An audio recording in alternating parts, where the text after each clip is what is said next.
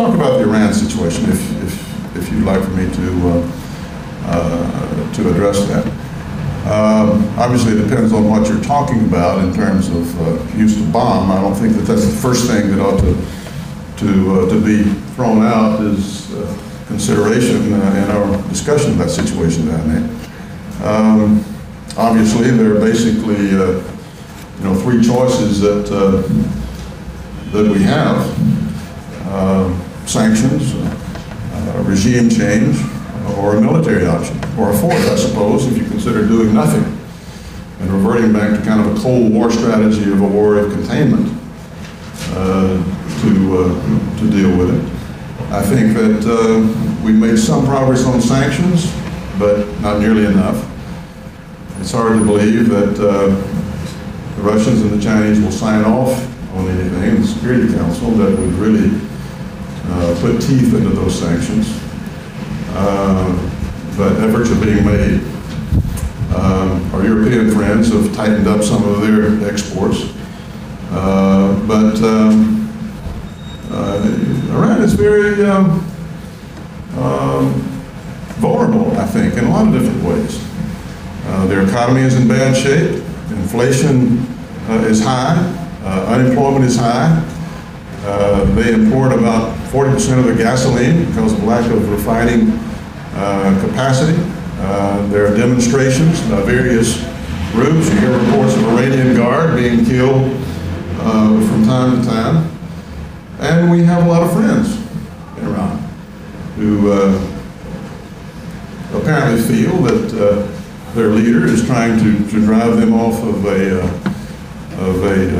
militant religious extremism cliff, and they don't want to go there.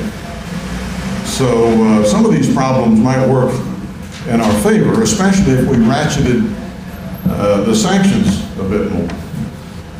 I would think that certainly a blockade would be a possibility if we could get the international cooperation to do that. If we, in fact, were all reading off the same page and saw the nature of the threat, as I believe it exists.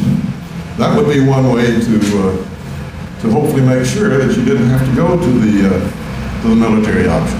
For all the reasons that I've just given, I think regime change might be an option. Who do you get after that? Well, there would not be any lessening, probably, of the national feeling that they have certain legitimate nuclear rights, peaceful nuclear programs. But certainly you would have a decent chance of getting someone who is much less extreme than the administration of the regime that's there now. Ultimately, you cannot take a military option off the table. You're dealing with a country where terrorism and state sponsorship, go hand in hand.